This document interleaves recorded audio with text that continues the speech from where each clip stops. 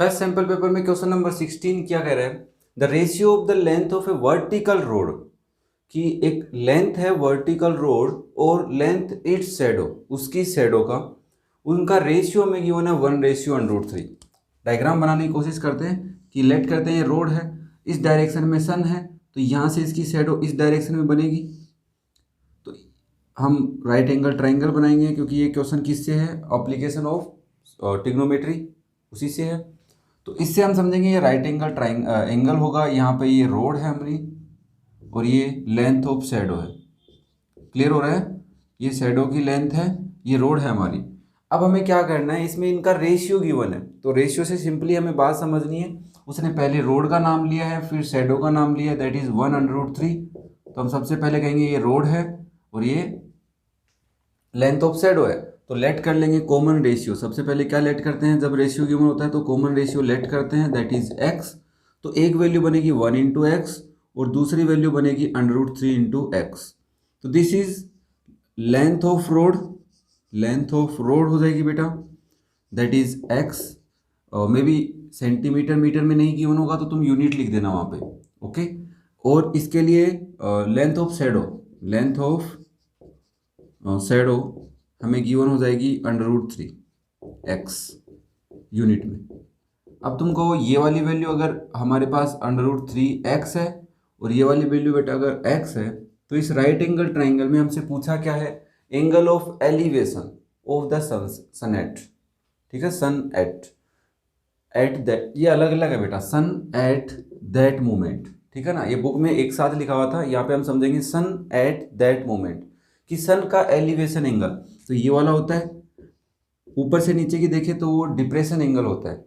तो इस एंगल को कैलकुलेट करना है, तो अगर इस राइट एंगल ट्राइंगल में इसके लिए देखें तो ये है हमारा परपेंडिकुलर, ये बेस होता है और ये हाइपोटेन्यूस हो जाएगा। तुम क्या कहोगे, परपेंडिकुलर और बेस पता है तो थीटा क्या लिखे, तो लाल बटे काका, या सॉरी पंडित बद्री प्रसाद हर हर बोले कॉन्सेप्ट याद है। इसे तुम देखो कि परपेंडिकुलर और बेस में किसका रेशियो गिवन होता है, तो परपेंडिकुलर और बेस में लास्ट वन गिवन होता है दो, या तो मे बी tan का होगा या फिर हम कोट का भी ले सकते हैं। तो हम tan थीटा ले लेते हैं, tan theta that is perpendicular upon base. तो tan, यहाँ पे एंगल तो थीटा है तो यहाँ पे tan थीटा रखेंगे। परपेंडिकुलर कितना है हमारा, x है, अपॉन √3 × x से x कैंसिल हो जाएगा, दैट इज 1/√3। अब tan में हमें कैलकुलेट करना है कि 1/√3 किसकी वैल्यू होती है, तो तुम कैलकुलेट करके, ये तो टेबल तो याद करनी होगी हमारे पास, तो या तो tan 60 या tan 30 की ये वैल्यू मिलती है ओबियसली। तो ट्रिग्नोमेट्री चैप्टर नहीं पढ़ा है तो प्लीज़ उसको थोड़ा सा रिवाइज कर लेना, और अगर टेबल बनाने में प्रॉब्लम है कमेंट कर देना, हम टेबल बनानी सीख लेंगे। तो इसके अंदर हमें tan की वैल्यू ढूंढनी है, तो tan 1/√3 बेटा tan 30 डिग्री की वैल्यू होती है, तो इसकी टेबल से वैल्यू निकालेंगे tan 30 और इधर भी tan थीटा, दोनों साइड में tan है कैंसिल आउट हो जाएंगे, और तो थीटा कितना होगा 30 डिग्री, तभी ये वैल्यू इक्वल हो सकती है। तो हमारे पास ये थीटा कितना डिग्री आया बेटा 30 degree, it means angle of elevation of the sun, sun का एलिवेशन एंगल कितना हो जाएगा बेटा 30 डिग्री, ओके। तो इसमें कुछ ज़्यादा बड़ी बातें तो नहीं थी, बट हमें रेशियो गिवन होना चाहिए, जब टू साइड पता हो तो एंगल कैसे कैलकुलेट करें, हमें ये ढूंढना भी आना चाहिए परपेंडिकुलर और बेस कौन से होते हैं। क्लियर हो रहा है, नेक्स्ट करते हैं क्वेश्चन नंबर 70। ये क्वेश्चन बड़ा ही छोटा सा क्वेश्चन है, बट कुछ बातें हैं जो हमें समझनी होंगी। देखो यहाँ पे क्या कह रहा है, टू कोन्स, दो कोन हैं, तो हम लेते हैं cone first and cone A and cone B. समझो दो कोन है तुम्हारे पास जिनकी हाइट्स का रेशियो गिवन है 1:3, मतलब उनकी हाइट्स का रेशियो क्या गिवन है बेटा 1:3। तो तुम कहोगे कि सर कॉमन रेशियो x ले लेते हैं, तो यहाँ से हम कॉमन रेशियो x लेट करते हैं, तो h1 कितना हो जाएगा 4a, that is x 1 × x, and height 2 h2 कितना हो जाएगा 3 × x। सिमिलरली हमें ये भी कह रहा है कि उनकी रेडी मतलब प्लूरल वर्ड है रेडियस का, रेडियस का रेशियो ये है, तो तुम कहोगे रेशियो ऑफ रेडियस या रेडी का रेशियो क्या गिवन है हमें बेटा 3:1। तो ऑब्वियसली तुम कहोगे लेट कॉमन रेशियो y, अब बार y लेना पड़ेगा हमें क्योंकि x तो ले नहीं सकते ना, वहाँ पे भी x है, तो यहाँ से हम कहेंगे कि R1 कितना हो जाएगा 3x एंड R2 कितना हो जाएगा बेटा 1 × x इज x। यूनिट्स हम लिख सकते हैं, that is x unit, 3x unit और 3x यूनिट और x यूनिट। अब हमसे पूछा क्या है, रेशियो ऑफ देयर वॉल्यूम्स। तो हमें वॉल्यूम्स का रेशियो पूछा है, तो वॉल्यूम्स का रेशियो क्या होगा, पहले ए की बात करेंगे फिर बी की बात करेंगे। तो volumes of ratio of cone A and B, तो तुम लिखोगे volume of A, volume of cone A, पहले कोन ए की volume upon volume of cone B. तो सबसे पहले मुझे ये बताओ बेटा, वॉल्यूम ऑफ कोन क्या होती है, वॉल्यूम ऑफ कोन क्या होती है, वॉल्यूम ऑफ कोन होती है base area up to height वाले कॉन्सेप्ट से, बट सिलेंडर वाले कॉन्सेप्ट का 1/3 होती है, तो 1/3 तो होगी। और सिलेंडर का रेशियो पाई आर स्क्वायर होता है, हाइट h होती है, ठीक है। तो सेम रेडियस का अगर सिलेंडर है और सेम हाइट का, सेम रेडियस जितनी सिलेंडर की रेडियस थी उतनी ही उस कोन की हो, ऐसा कुछ कॉन्सेप्ट करके हम समझ सकते हैं इसको, है ना। तो अगर किसी को नहीं पता है तो कमेंट कर दे, हम उस पर भी डिस्कस कर लेंगे कि वॉल्यूम के फॉर्मूले हम डिस्कस कर लें। जो भी सॉलिड शेप्स थी उनका volume, total surface area, lateral surface area का। ओके, तो हम सिंपली यहाँ पे देखेंगे तो क्या बनेगा, पाई 1/3 पाई r1 स्क्वायर h1 बनेगा ऊपर के लिए, नीचे के लिए 1/3 पाई r2 स्क्वायर और h2 बनेगा, क्योंकि b को हम r2 h2 से यूज में ले रहे हैं और a को हम किससे यूज में ले रहे थे, r1 h1 से।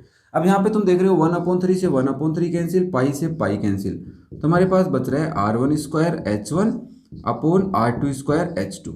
कोई भी क्वेश्चन होगा, अगर वॉल्यूम्स का रेशियो पूछे तो सिंपली वॉल्यूम के फॉर्मूले, अगर टोटल सरफेस एरिया पूछता तो टोटल सरफेस एरिया का फॉर्मूला लगाते, ठीक है ना। यहाँ पे कोई बातें वो नहीं होनी चाहिए तुम्हें कि कंफ्यूज हो रहे हो, मे भी क्वेश्चन चेंज हो सकता है ना। तो ये कॉन्सेप्ट सेम रहेगा, जब दो रेशियो गिवन तो साइड कैसे निकालते हैं, सिंपल सा कॉन्सेप्ट हमें समझना होगा कि कॉमन रेशियो से निकालते हैं। अब यहाँ पे r1 की वैल्यू कितनी है तुम्हारे पास, r1 की 3x है, तो यहाँ पे लिखोगे 3x स्क्वायर का मतलब 3x इंटू 3x लिख दूँ, और h1 कितना है तुम्हारा, सॉरी यहाँ पे y आएगा, यहाँ पे y आएगा बेटा, हमने गलत लिख लिया y, है ना। तो यहाँ पे क्या आएगा 3y एंड 3y, ओके। और h1 कितना है तुम्हारा, h1 है x, तो मैं यहाँ पे x लिख रहा हूँ, क्लियर है। नीचे देखो बेटा r2 स्क्वायर मतलब y into y, y into y into h2 हमारा 3x है, 3x, y से ये y कैंसिल, इस y से ये y कैंसिल, x से x कैंसिल, और एक 3 से 3 कैंसिल, तो क्या बचा 3/1। तो ऑब्वियसली तुम a और b का रेशियो लिख रहे हो, दैट इज 3:1।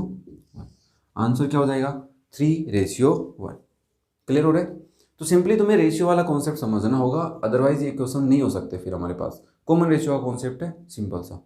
ओके, तो नेक्स्ट इज क्वेश्चन नंबर 18। ये वाला क्वेश्चन प्रोबेबिलिटी चैप्टर से रिलेटेड है, सिंपल सा क्वेश्चन है, जिसको प्रोबेबिलिटी का मतलब पता है वो कर सकता है।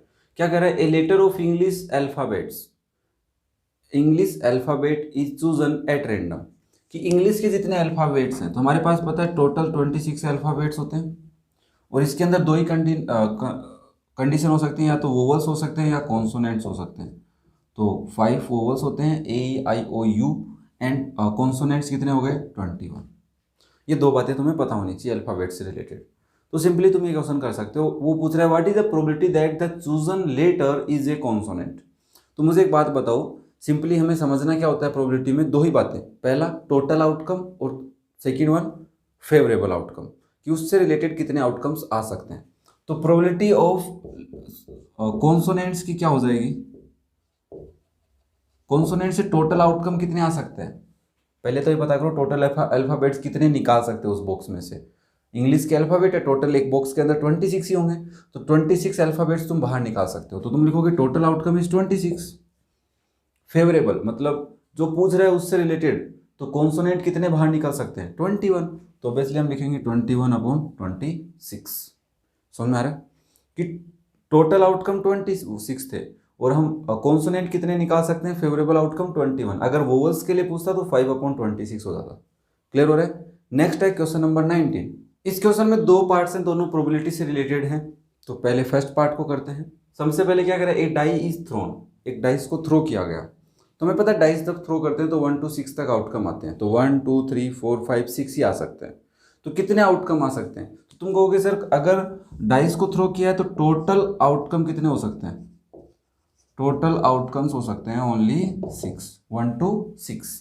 वो हमसे पूछ रहा है probability of getting a number, एक नंबर आना चाहिए लेस देन 3, 3 से छोटा, तो 3 से छोटा 1 और 2 आ सकते हैं। तो फेवरेबल आउटकम कितने हो जाएंगे, फेवरेबल आउटकम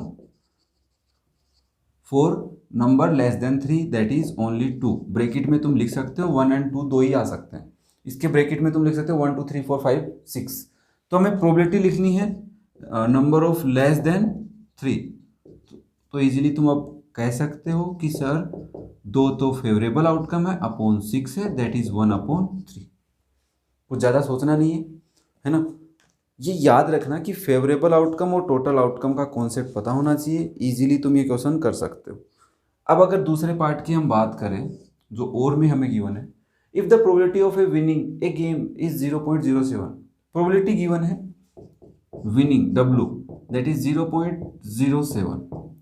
तो हमसे पूछ रहा है अगर तुम वो गेम हारते तो उसकी क्या प्रोबेबिलिटी है, लूजिंग द गेम, तो प्रोबेबिलिटी ऑफ लूजिंग कैलकुलेट करनी है। तो तुम्हें इसके लिए एक बात समझनी होगी कि प्रोबेबिलिटी की वैल्यू हमेशा या तो 0 से हो सकती है या फिर 1, समझ रहे हो, या तो 0 हो सकती है या फिर 1। और दोनों की कोई बात करें, भाई कोई गेम खेला तुमने, उसमें 2 बॉल थी, बॉक्स में 2 बॉल हैं, ध्यान से देखना है बात को समझना। तो एक विनिंग की है और एक लूज की है, यही होगा, या तो W निकलेगा या फिर L निकलेगा। तुम सोच रहे हो कि सर प्रोबेबिलिटी ऑफ W कितनी होगी, तो तुम कहोगे टोटल 2 गेंदें निकल सकती हैं बॉक्स में से और W के लिए एक ही निकल सकती है, तो 1/2। और मैं तुमसे पूछूं लूजिंग के लिए कितनी होगी, तो तुम क्या कहोगे सर टोटल 2 गेंद है, एक 1 आ सकती है। इसका मतलब क्या है कि दोनों गेम्स को जो दोनों प्रोबेबिलिटी हुई किसी एक सिचुएशन की, दो ही देखो, एक सिचुएशन में 2 ही कंडीशन होनी चाहिए, या तो हार या जीत, तो दोनों को अगर तुम ऐड करोगे तो 1 आएगा, ये याद रखना। प्रोबेबिलिटी का सम हमेशा 1 हो सकता है, होना या नहीं होना दोनों का। मैं 4-5 कंडीशन की बात नहीं कर रहा हूँ, ओनली एक की कर रहा हूँ, या तो वो गेम तुम जीतो या फिर हारो, उसकी प्रोबेबिलिटी ओनली, उन दोनों का सम ओनली 1 हो सकता है। तो हम यहाँ से कहेंगे सर लूजिंग और इसका विनिंग का सम 1 होगा, जिसमें से लूजिंग मुझे पता है, तो सॉरी विनिंग मुझे पता है, तो लूजिंग 1 में से माइनस करने पे अपने आप आ जाएगी।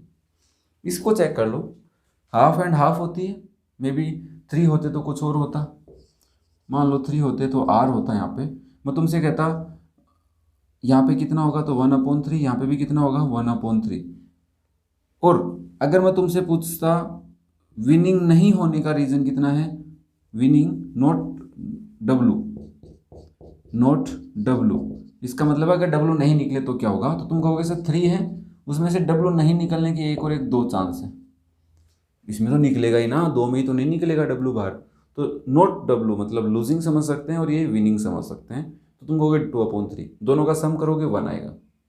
तो सिंपली यहाँ पे से माइनस करोगे, अब कहीं कि ये भी दिक्कत है तो 1 0 0 लिख के माइनस कर लेना 0.07, तो ये 10 बन जाएगा, 10 में से 3 9, ये 9 बन जाएगा, 9 में से 0 9, और 1 में से ये 1 0 बन जाएगा, 0 - 0 0, तो 0.93 that is the probability of losing the game.